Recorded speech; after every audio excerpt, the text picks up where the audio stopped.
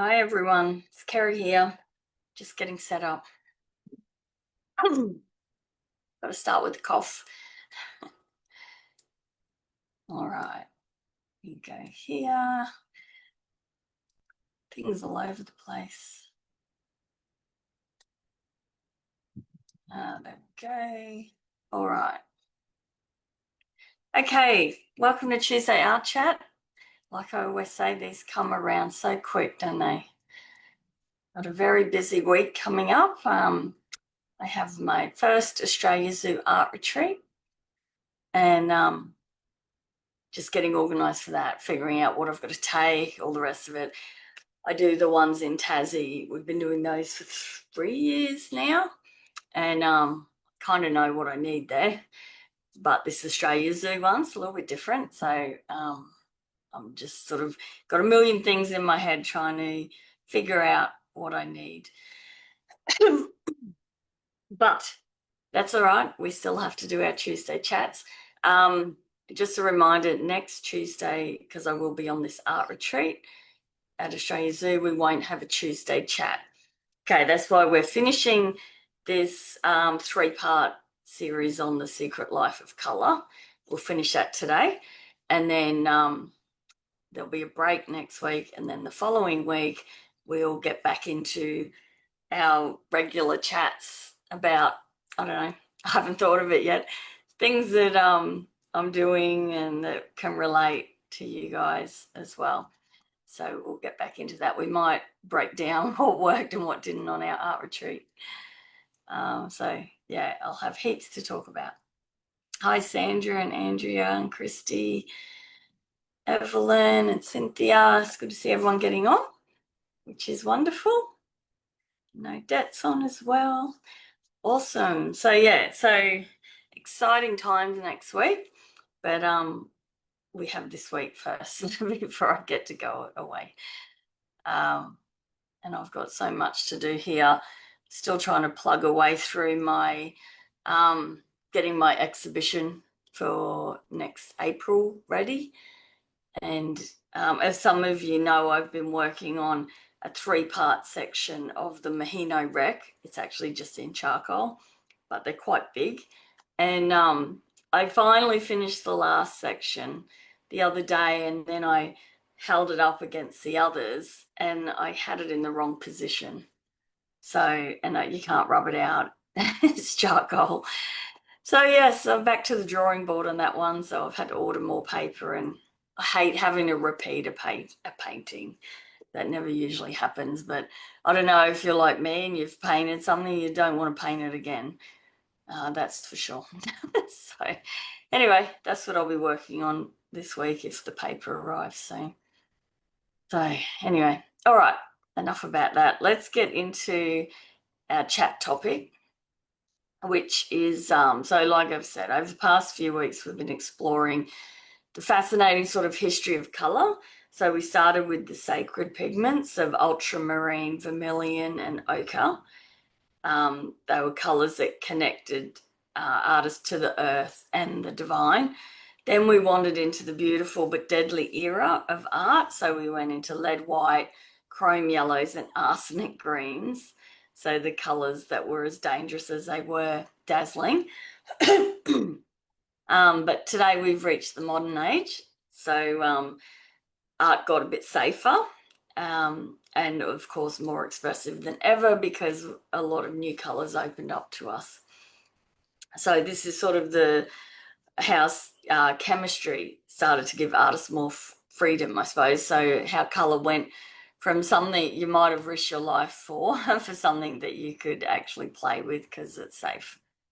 So I've got 3 main colours we'll talk about again, but then I've got a list of some others that are a little bit of strange history to them. So I thought they're a bit more exciting.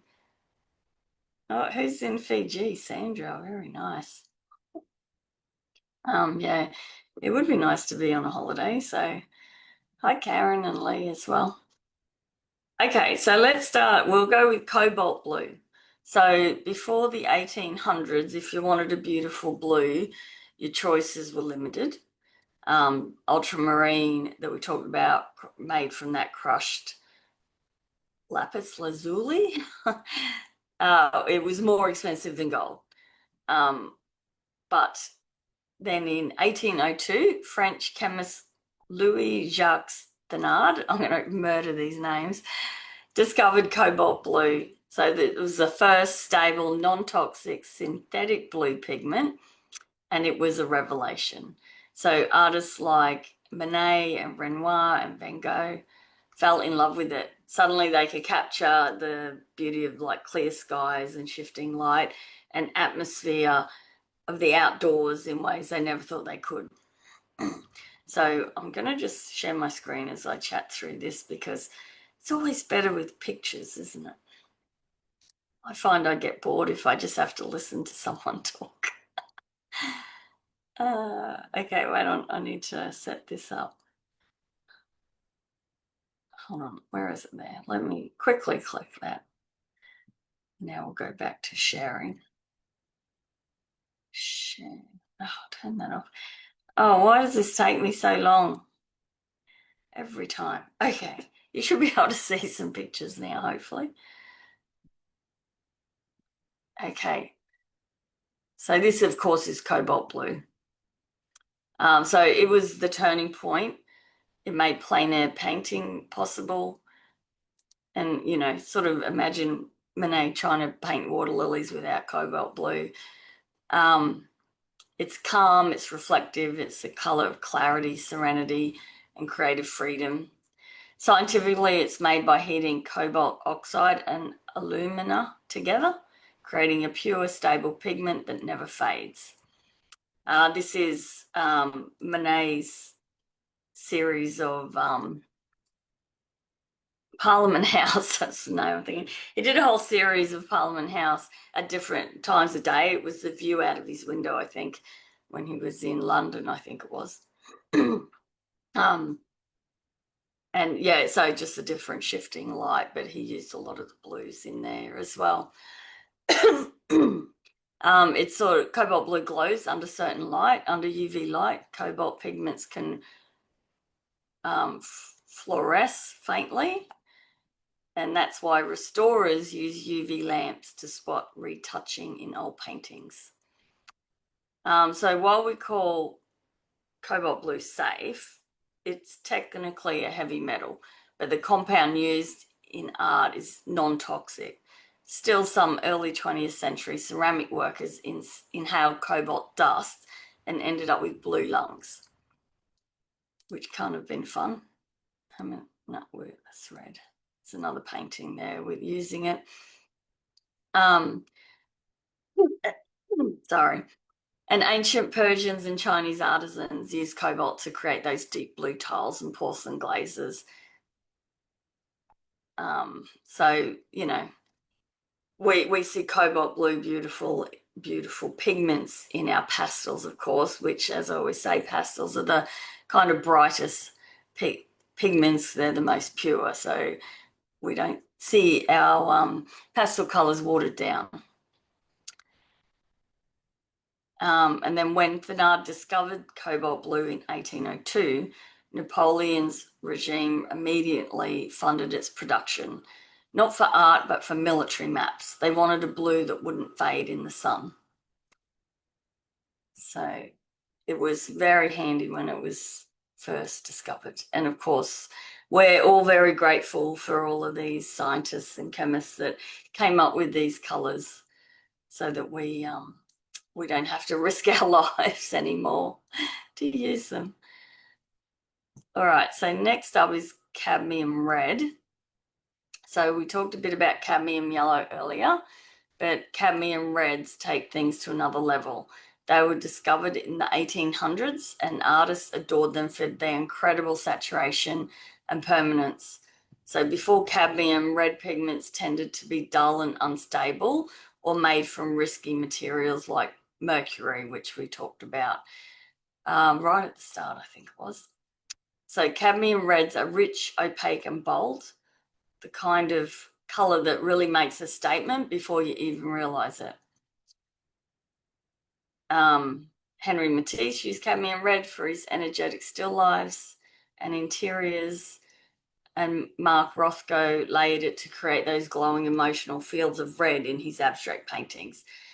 So Rothko believed colour could make people feel something deeply, so joy, sadness, transcendence, without showing a single object, which that's why the Rothko paintings, we all look at it and go, what on earth? Where he's just painted half the canvas one colour and added another colour there because he felt he didn't need to actually paint a subject to make people feel something. So cadmium red really is, it's sort of a pure emotional kind of pigment. I think because it just is so bright. When I was searching for images, like as soon as I put cadmium red, it was like the whole page was just on fire. It was so bright. Modern cadmiums are safe when handled properly, and their warmth adds life to everything. So from skin tones to sunsets. So if you ever feel like your artwork needs some energy, cadmium red is sort of where you want to head. It terrified art conservators at first. In the early 20th century, people noticed cadmium yellow could fade slightly in thin layers. So for decades, museums treated all cadmiums like ticking time bombs, only to find modern formulations are completely stable. The forbidden red in posters. So during World War II, cadmium was restricted because it was needed for aircraft manufacturing. So artists had to improvise their reds. That's why wartime posters look more orange or muted. And scientists have found people's pulse rates increase slightly when they look at intense reds like cadmium. It literally speeds up your heart. So Rothko wasn't actually imagining it. And maybe that's why when I clicked or like typed in cadmium red and the whole page was just bright, it was like, whoa. All right, but reds do fade. Okay, so red is one of the most powerful colors in art. It's passionate, emotional, and commanding attention, but it's also one of the most fugitive. Many reds have a tendency to fade faster than other pigments, especially when exposed to sunlight. And this is why, because reds absorb more energy. Red pigments absorb the high energy blue and green wavelengths of light and reflect only red. That means they're constantly bombarded by UV radiation, which slowly breaks down the molecular bonds, causing color loss or shifts toward brown. Pigments like carmine, madder lake, and alizarin crimson were made from plants or insects, rich in color but chemically fragile. So over time, light and oxygen cause their organic molecules to oxidize or bleach out. That's why so many old paintings have that pinkish or dull skin tones today. The reds have simply disappeared. And synthetic doesn't always mean stable. Even modern reds vary in durability. So some early synthetic reds faded within a few years because of poor chemical stability. But pigments like cadmium red, perylene red, and quinacridone red are highly light fast and permanent, making them the artist's sort of safest choice.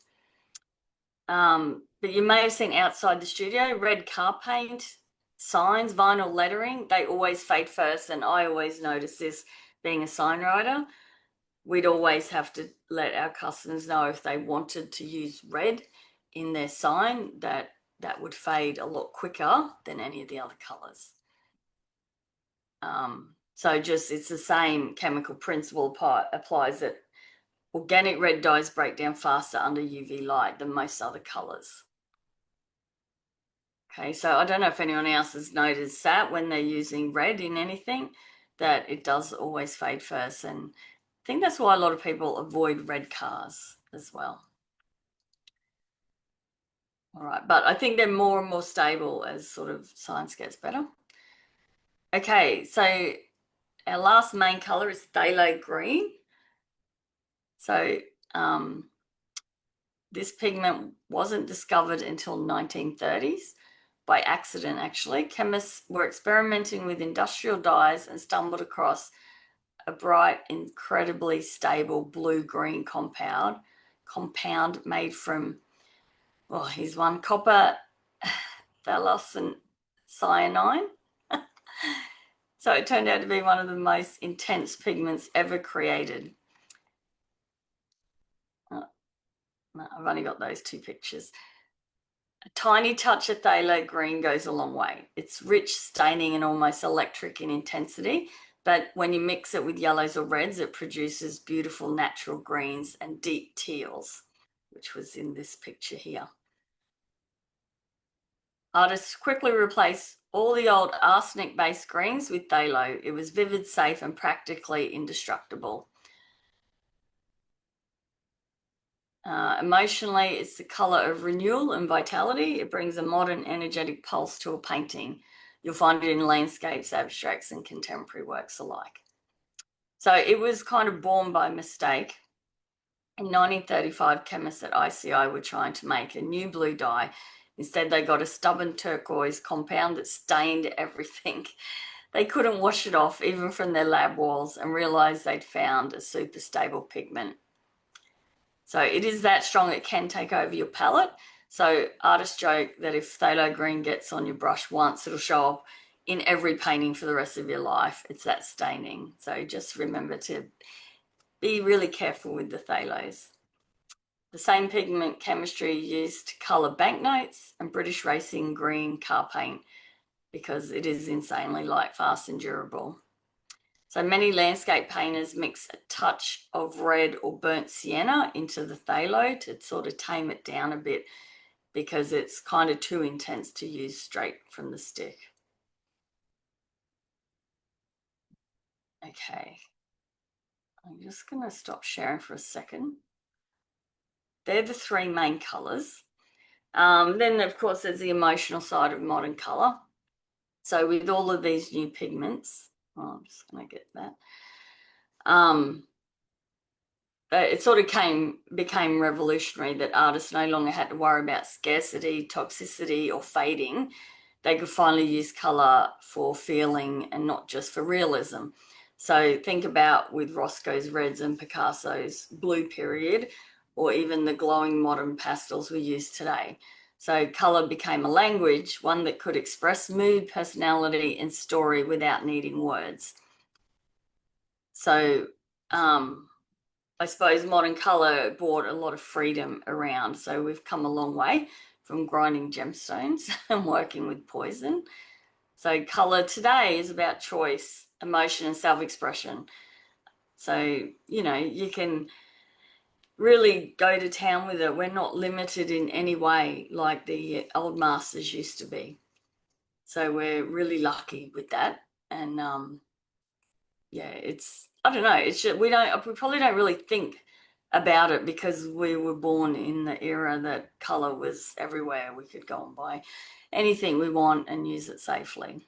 But having this little trip down history lane there, it does make you appreciate the colours we have around us more, I think. So before we sort of finish with today's colour section, I wanted to run through a few other ones that are a little bit weird, I suppose, maybe a bit weird and wonderful. They're the ones I think that interest me more. It's always good to know where our main colours come from, especially if you want to get into, I see there's quite a few artists that love to, not so much pastel artists, but oil painters, watercolorists, and that. I think more, I'm not sure which ones. I've seen a few oil painters. They love to create their own colours from scratch. So they'll only work with pigment and source pigments themselves and then create their own colours and go with that. So, yeah, which I think is a great idea. And it really makes you sort of understand where the colour comes from. It's not just grabbing any old tube and squirting some paint out. You've got to actually go through that process of making it. Yeah, which is pretty cool if you're into that. I don't know that I've got time for that, but I do like the idea. All right, let me just come back to here. I'm going to share my screen again because we've got these few fun ones I wanted to go through. Actually, let me know if you would consider, or if you've ever made colour like from pigment, or if it's something that interests you to do. It would be interesting to know. I know we're all pastel artists here, so we probably wouldn't bother as much. But I suppose we can create our own colors, because if you ever drop a pastel stick and it just shatters everywhere, always keep those little bits. And because it is literally pigment with a tiny bit of binder, all you need to do is, I've got little jars that say I collect, if I drop reds, then I put all the reds in one jar or blues in another. And then what you can do is just get a mortar and pestle and just crush them all up into just a fine powder again, and then you just put them in a little Ziploc bag, spray some water in the bag, and then just squish it round and pull it out and mold it back into a little stick. So you're creating your own colors there. And the only unfortunate thing with that is, if you might create some amazing color that you absolutely love, and you're never ever going to be able to replicate it, because it's just made from bits of broken colors. So yeah, but it's a fun way not to waste. I always say you don't waste pastel mat because you can wash it off, but you should never waste your sticks either. So even if you do break them, drop them, which is always heartbreaking, always just grab those little bits and put them together until you've got enough that you can crush them up and make a new stick with it. And it's quite a simple process. Just a bit of water is all it needs. So yeah, let me know if you've done that as well, actually, because that would be interesting. All right, here I am talking away while I'm trying to do this. So here's a good color, Indian yellow, the mystery of the mango-fed cows. So for centuries, I think someone mentioned this last week, actually.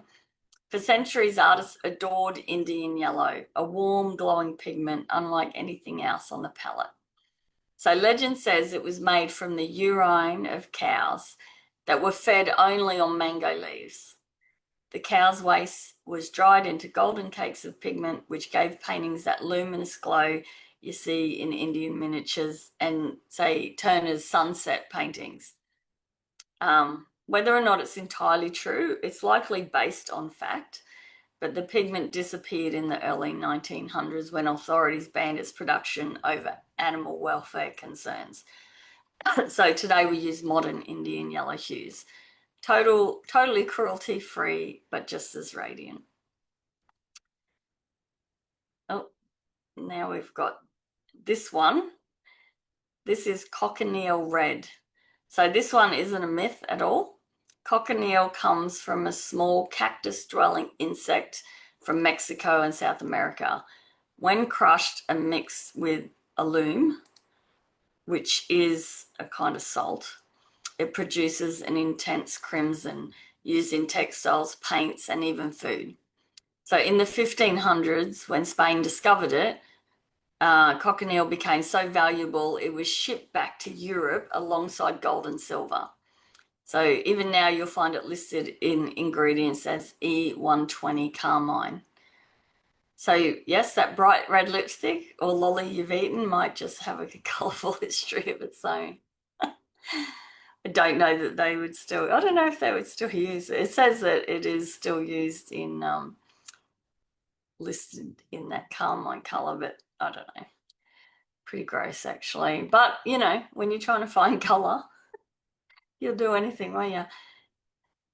Okay, this is another one, Tyrian Purple, the royal snail dye. So imagine needing 10,000 sea snails to make a single gram of dye. So that's how ancient Phoenicians produced Tyrian purple, the deep violet reserved for emperors and royalty. It was so expensive that Roman laws forbade anyone but nobles from wearing it. And the smell apparently was atrocious. The dye workshops had to be built outside the city walls. So this colour became the ultimate symbol of power, the reason we still associate purple with luxury today. It's put me off big marshmallows now. It's in Alan's Red Frogs. Oh God, probably would be. That's gross. All right, wait on, I just need to move this down a bit. Okay, and then we come to Prussian blue. It was a happy accident. So in 1704, a colour maker in Berlin accidentally created Prussian blue while trying to make a red pigment. So it became the first modern synthetic colour, cheap, stable, and revolutionary. It gave Japanese printmaker Hokusai that unforgettable wave, and later coloured everything from military uniforms to blueprints. And actually it's still used medically as a treatment for radiation poisoning. So that's a bit strange. And then we have Vantablack. I thought this one was pretty funny.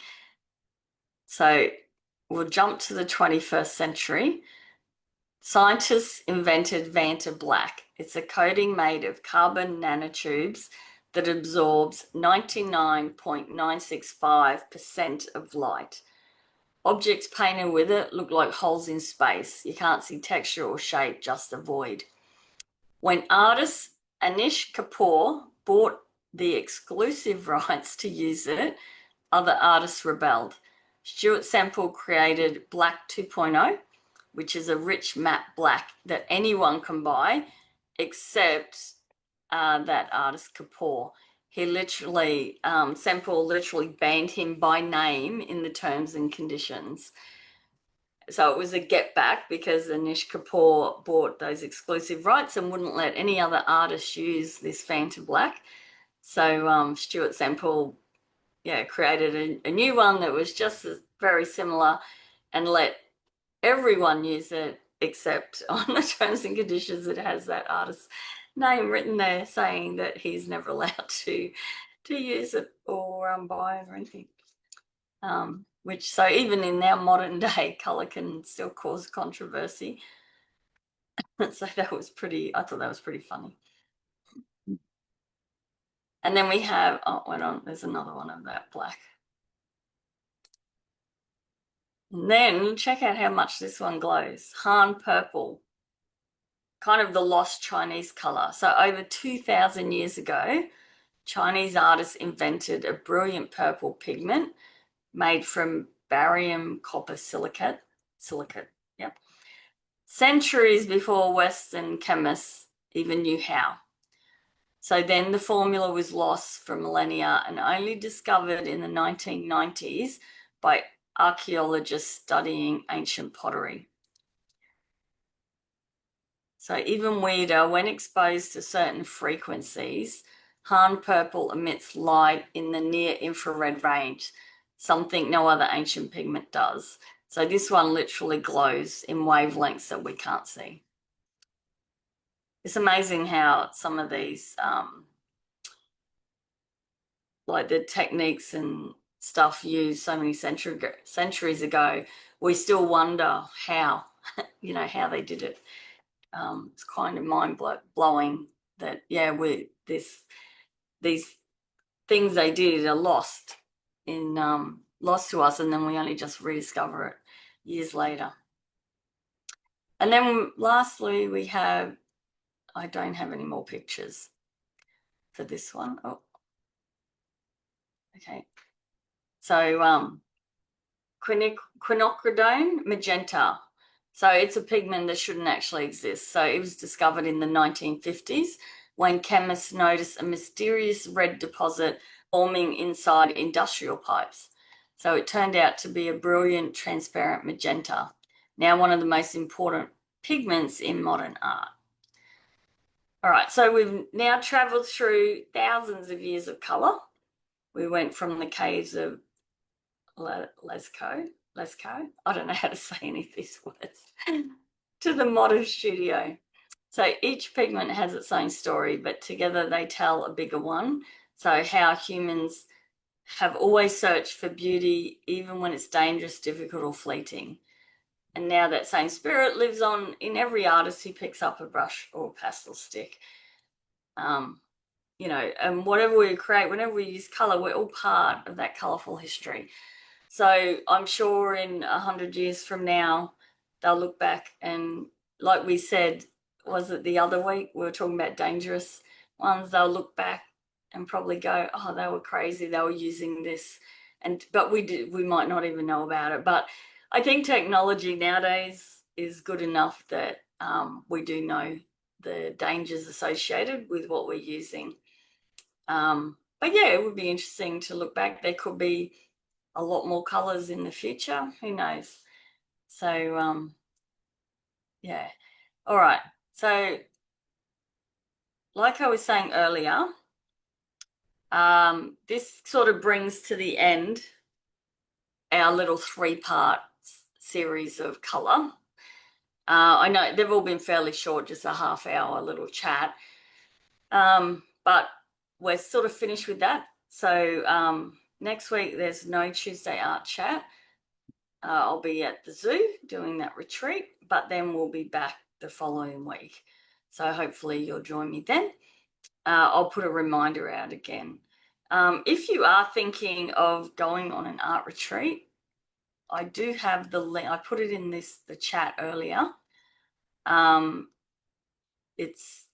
got a couple of spaces available in the Tassie one, but more so go on the wait list is probably the best bet. So there's a link there to my art retreat page. It just shows you a bit of more information about the Tasmanian retreats, bit of info about the Australia Zoo one, which is brand new. They're all nearly fully booked at the moment. The Australia Zoo is, and most of Tassie is. But if you go on that wait list, I'll definitely be doing more Australia Zoo ones next year. And there'll be more spaces available in Tassie as well. There's a few in August, but that's the best place. Go in there, pop your name on the wait list, and then you'll be the first to know when I do have new retreats opening up. I'm hoping in 2027 to bring an Italy one to life, probably in Tuscany. So, but like I said, the art retreat wait list is the best one to be on. Either one, if you're on one of those wait lists, I'll definitely email you the minute I have more information on any retreats opening up in the future, because they are so much fun. I absolutely love doing them. And yeah, just enjoy it intensely. So that's why I'm sort of adding more of those to sort of my artist repertoire of what I do. Okay, because I love to teach, and I think nothing's better. Like for those in my premium tier of the Creative Barn, you guys get it. We get to see each other weekly on Zoom, and there's nothing better than that community. But going on an art retreat is even that next level up. You're actually getting to work with people one-on-one, and in that small group situation, and everyone makes lifelong friends. It is the best thing. It's the most relaxing thing to do, is go on an art retreat, and they're just always full of laughs, good food, and good company. So if it's something you are thinking about in the future, I would highly encourage it. Even if it's not with me, just go on an art retreat, but get on my wait list if you're interested in coming on one with me, if you're loving wildlife and nature, and the realism as well, of course. All right, let me get rid of that. I'll just check comments and make sure I haven't missed anything, because we are done for this morning. Hold on. Just remember that we used to use cochineal in cooking classes at school in the 80s. Really? Wow, Andrea. And who'd have thought when you use cochineal? Yeah, I'd heard the name before. But who'd have thought it came from squash bugs? We probably wouldn't have wanted to eat it if they told us that. All right, Christy, you're looking at the August Tassie retreat flight availability. A bit hard from Perth getting timings right. You need to do a Margaret River retreat. Oh, hi, Farley. It's good to see you as well. I'm open to doing, we want to do a lot more traveling over the next few years. And when I do start traveling Australia more, like I did at the start of this year, I did a couple of workshops. So I'll definitely do workshops. But the problem with retreats is there's a lot of work that goes into organizing one, and I can't do that because Australia Zoo is fine because they have the lodge there, so we can stay. It's a whole package thing. They feed us essentially, all the rest of it. So that I was able to work with the help of them and myself. But generally, like in Tassie, we have a host who is Gillian, and she looks after us. She picks us up from the airport. She takes care of all the food, takes care of the trips out, all the rest. And the one in Tuscany I'm looking at is hosted through Uptrek, and they're the same. They have someone there that is in charge of looking after us. So that way I can focus on the teaching side, and I don't have to worry about who's picking up who and what we're having for breakfast and all that sort of stuff. So for me to say, oh, I'll do a retreat here, there, or anywhere, it's too much for me to try and do myself. So I can only do retreats where there's already people hosting retreats that I can work with. Or like I said, the Australia Zoo one is ideal, and it's only because they now have the Crocodile Hunter Lodge, I think it's called, there, that's made it possible.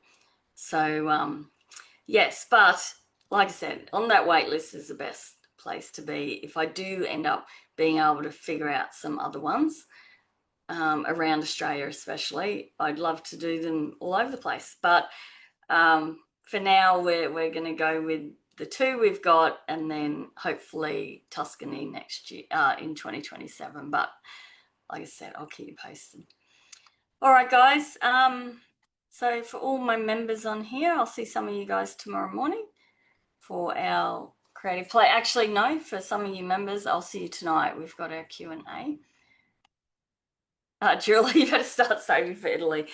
Yes, the thing with Italy, I know it's not really, the overseas ones are a little bit tricky for Australians because it's the flights that's the killer. The retreat, I think, is 8 nights, something like that. You would want to stay. You're not going to fly all the way from Italy to here, from here for that. You would want to, like some of you guys do in Tassie, you pre-plan to have your partners come, or you stay a few weeks. That's what I would do. I would want to stay a month, I think, if I was going to Italy. I've already been there once for only a week or two, and that was nowhere near long enough. So yeah, so that's something. But I know with the Uptrek retreats, they do all of like Italy, France, the UK, all around that European area, and a lot of the guys are usually from the US, because I think it's only I think it's only about 8 or 9 hour flight from there. So whereas for us guys here, it is 20. It's a 7 hour and a 14 hour. It's 21 hours in an airplane, and it sucks. So I think when I do it, I would be doing a stopover in Singapore for a night and then get back on the plane again. It's just such a long way. So yeah, you need to save a lot because you'll want to stay there longer than the retreat. Yeah, it is a huge amount to organise retreats. Well, like I said, Chrissy, I don't do it. I let the others do it. I organise getting people to come with me on the retreats, and then was a bit of organising, I suppose, keeping track of everyone, dietary requirements, all that sort of stuff. But it's all good. It's all fun. But yeah, I'd hate to do one from scratch, like where you've got to figure out all the rest of it that goes along with it, like hiring chefs and all of that. No, too much. So, all right, guys, I will stop raving on, and I'll let you all go. Enjoy your day, and like I said, I'll see some of you guys tonight, and yeah, otherwise I'll see some of you in a fortnight back for Tuesday Art Chat.